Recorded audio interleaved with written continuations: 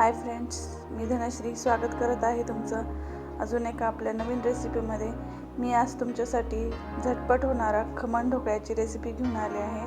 चला तर मग आपण सुरुवात करूयात। मी इथे 1 वाटी पाणी घेतलेलं आहे, त्याच्यामध्ये अर्धा चमचा लिंबू सत्व घातलेलं आहे।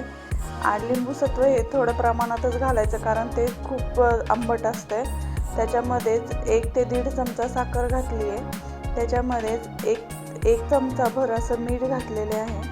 आणि आता ते पूर्णपणे चांगलं मिक्स करून विरघळून घ्यायचं पूर्ण ते।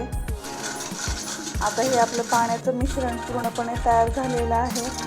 आता त्याच्यामध्ये आपण 1 वाटी भर बेसन चाळून घ्यायचं। बेसन हे चाळूनच घालायचं, म्हणजे आपला ढोकळा हा व्यवस्थित असा स्पॉन्जी होतो। आता हे पूर्णपणे व्यवस्थित बेसन चाळून घेते मी। आता आपलं बेसन चाळून झालेलं आहे। आता हे मिक्स करून घेऊया आपण चांगल्या प्रकारे। एकाच दिशेने आपण पूर्णपणे त्याला मिक्स करून घ्यायचं आहे। आता हे आपलं तयार झालेलं आहे। तोपर्यंत आपण इथं ढोकळा वाफवण्याची तयारी करून घेतो। इथे मी इडली पात्रामध्ये पाणी टाकून त्याच्यामध्ये स्टँड ठेवून घेतलेला आहे। आणि ज्या भांड्यामध्ये आपल्याला ढोकळा स्टीम करायचा आहे ते भांडं आपण तेलाने अगोदर ग्रीस करून घेऊयात। भांडं या अगोदरच ग्रीस करून घ्यायचं, कारण त्याच्यामध्ये थोडं तेल घातलं।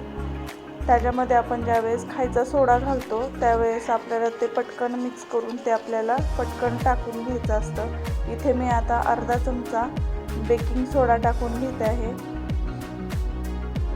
आणि चांगल्या प्रकारे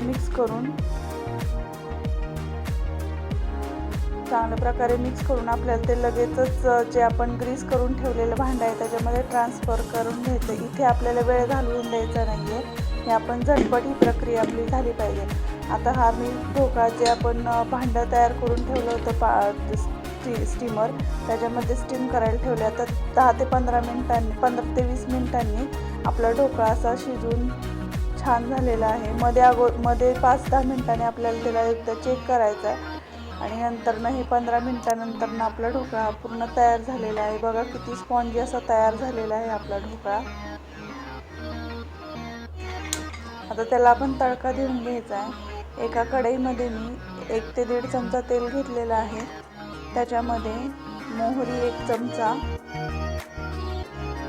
मोहरी चांगली तडतडल्यानंतर त्याच्यामध्ये 1 चमचा जिरं घालून घेऊया। तर जिरं ही चांगल्या प्रकारे फुलल्यानंतर त्याच्यामध्ये आपण हिंग टाकून घेऊया। आता त्याच्यानंतर आपण 2 मिरच्या चिरून घेतलेल्या आहेत त्या आपण टाकून घेऊया। आता त्याच्यामध्ये कढीपत्ता घालून घेऊ। आता ही चांगली फोडणी, त्याच्यामध्ये 1 छोटा पेलाभर पाणी घालून घेऊया आणि त्याच्यामध्ये 1 ते 1.5 चमचा साखर घालून चांगल्या प्रकारे ते उकळून घेऊया।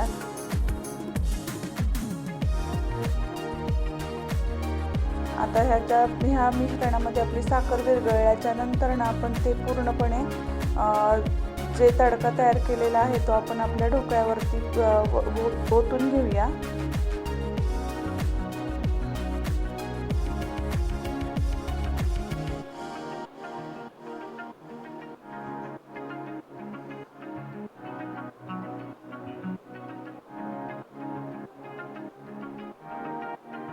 आता आपण त्याचे सुरीने असे कट करून घेऊया। पाहू शकता किती स्पॉन्जी असा आपला ढोकळा तयार झालेला आहे। त्याचे कट पण किती छान प्रकारे व्यवस्थित अगदी तयार होतात ते।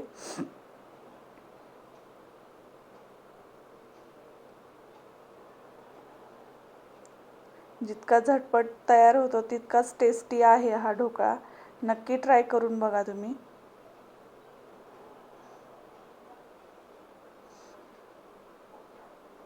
पाहू शकता किती स्पॉन्जी असा आपला ढोकळा तयार झालेला आहे।